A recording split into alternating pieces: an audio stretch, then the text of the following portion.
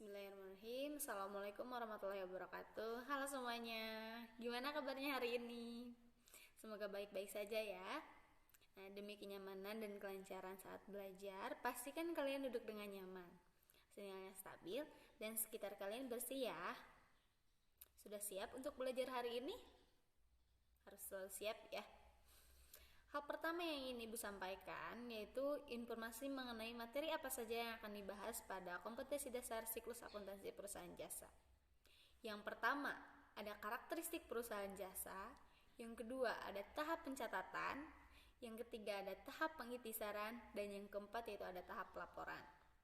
Nah, tujuan dari materi kali ini perlu kalian catat ya sebagai patokan pencapaian kalian.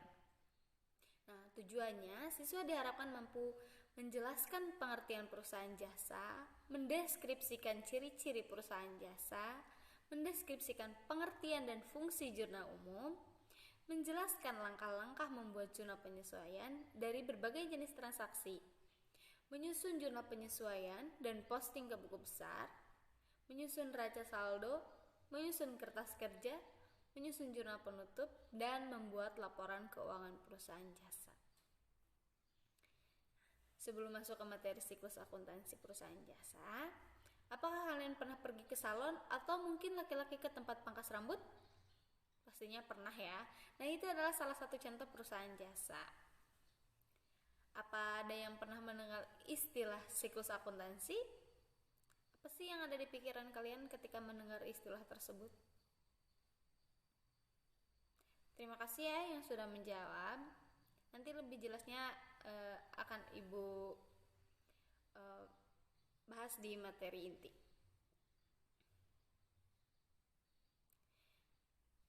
Nah, sebelumnya harus kalian tahu dasar untuk materi ini yaitu adalah persamaan dasar akuntansi, di mana harta sama dengan utang plus modal. Materi tentang siklus akuntansi ini sangat penting karena akan sangat membantu mempermudah penyelesaian pekerjaan akuntansi dan membantu sistematika berpikir dalam memahami sebuah proses penciptaan laporan keuangan atau informasi akuntansi.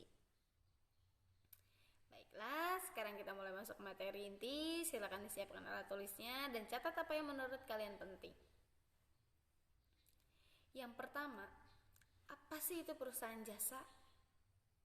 Perusahaan jasa adalah perusahaan yang kegiatan utamanya membuat produk tidak berwujud, berupa jasa atau layanan dengan tujuan mencari laba atau melayani masyarakat. Nah, dari definisi tersebut dapat kita ambil karakteristiknya, yaitu perusahaan jasa menawarkan produk tidak berwujud dan standar harga untuk suatu layanan sulit diukur karena setiap layanannya memiliki harga yang berbeda-beda. Sampai di sini ada yang ingin ditanyakan terlebih dahulu? Belum ya? Baik, akan Ibu lanjutkan. Nah, selanjutnya ada tahap pencatatan. Tahap pencatatan yang pertama yaitu bukti transaksi. Ada yang punya pengalaman menjadi bendahara atau di suatu organisasi atau di kelas? Pastinya pernah dong mengisi kwitansi dan menerima bukti pembayaran. Nah, itu adalah salah satu contoh dari bukti transaksi. Nah, bukti transaksi terbagi menjadi dua bagian, ada internal dan eksternal. Contoh bukti transaksi internal yaitu ada memo antar bagian dan memo pos. Nah, contoh untuk bukti transaksi eksternalnya ada faktur, nota kredit, nota debit, kwitansi, cek, dan bilyotiro. Dari yang Ibu sebutkan tadi, yang paling sering kalian temui di kehidupan sehari-hari kalian yang mana? Kebanyakan kwitansi ya yang biasa didapat dari pembayaran SPP. Nah, selanjutnya adalah analisis bukti transaksi. Bukti transaksi merupakan suatu media yang digunakan sebagai dasar pencatatan bagi setiap transaksi. Nah, sebelum mencatat, kita analisis terlebih dahulu. Apakah itu termasuk aset, kewajiban, ekuitas, beban, atau pendapatan. Dan analisis apakah bertambah atau berkurang di sisi sebelah mana, debit ataukah kredit. Sampai di sini bisa dipahami? Apa ada yang ingin ditanyakan terlebih dahulu? Bisa diikuti ya.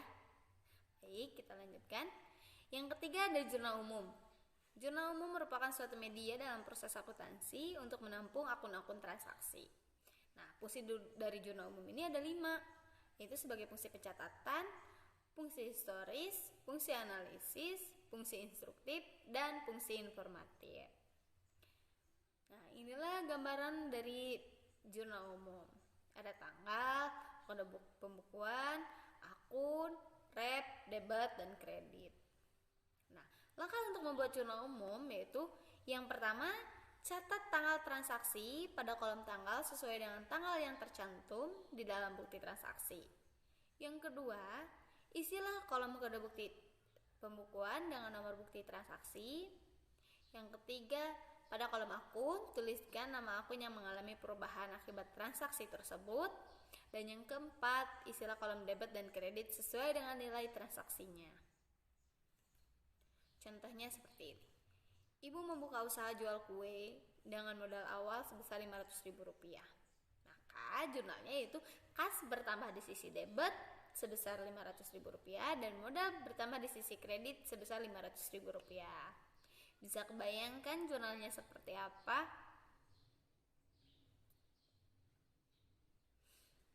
Apa ada yang ingin bertanya? Kalau tidak, kita lanjutkan ke tahap yang terakhir dari tahap pencatatan, yaitu buku besar. Nah, buku besar merupakan buku yang berisi kumpulan akun dan disusun secara berurutan berdasarkan kode akun sehingga mudah ditemukan ketika kita memerlukan. Nah, bentuk dari buku besar ini ada 4, yaitu ada bentuk T, bentuk 2 kolom atau bentuk skontro, bentuk 3 kolom atau bentuk saldo tunggal, bentuk 4 kolom atau bentuk saldo rangkap. Nah, pada saat kalian membuat di buku besar, bebas ingin menggunakan format yang mana. Pilih yang menurut kalian paling simpel atau paling mudah. Sebelum masuk ke materi selanjutnya, ada soal latihan dulu nih. Bagi yang bisa menjawab, boleh langsung open mic. Nanti akan Ibu berikan poin bagi yang bisa menjawab.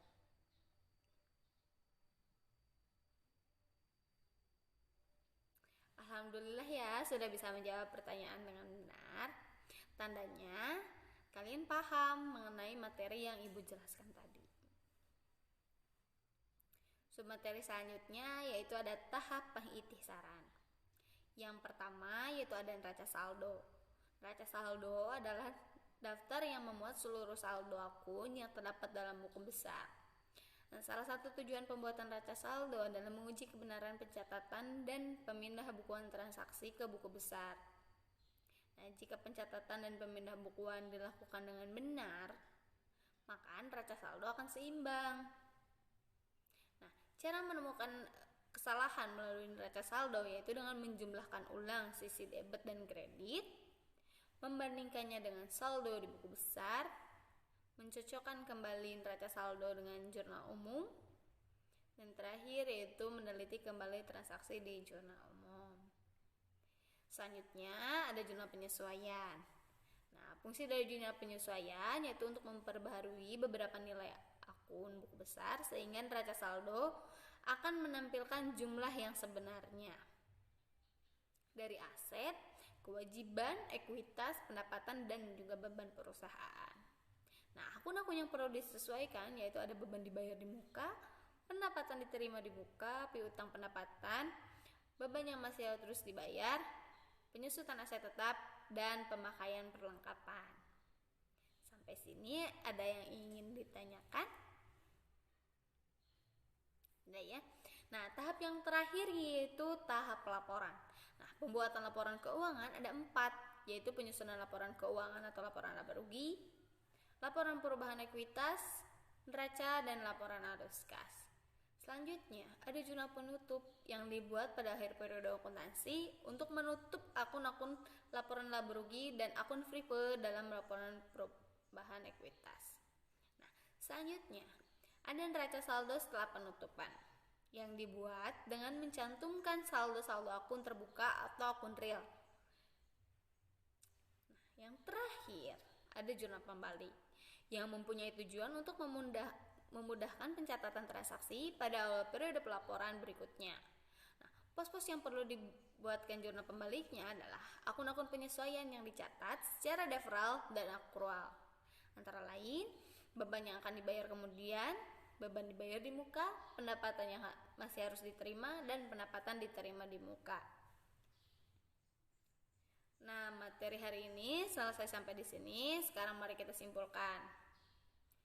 Jadi, perusahaan jasa adalah perusahaan yang kegiatan utamanya memberikan jasa atau layanan. Nah, siklus akuntansi perusahaan jasa dibagi menjadi 3 tahap, yaitu tahap pencatatan, tahap pengintisaran, dan tahap pelaporan. Nah, sekarang untuk praktiknya, silakan kalian kerjakan soal yang Ibu share di grup WA. Untuk pilihan ganda dikerjakan sekarang dengan waktu 15 menit. Esainya dikerjakan di rumah sebagai tugas. Waktunya sudah habis ya. Untuk jawaban dari pilihan ganda akan Ibu share setelah pembelajaran ditutup. Jadi kalian bisa mengkoreksi materi mana yang belum kalian pahami. Nah, akan Ibu bahas juga di pertemuan minggu depan sebelum kita masuk ke materi selanjutnya. Jangan lupa pelajari materi selanjutnya, yaitu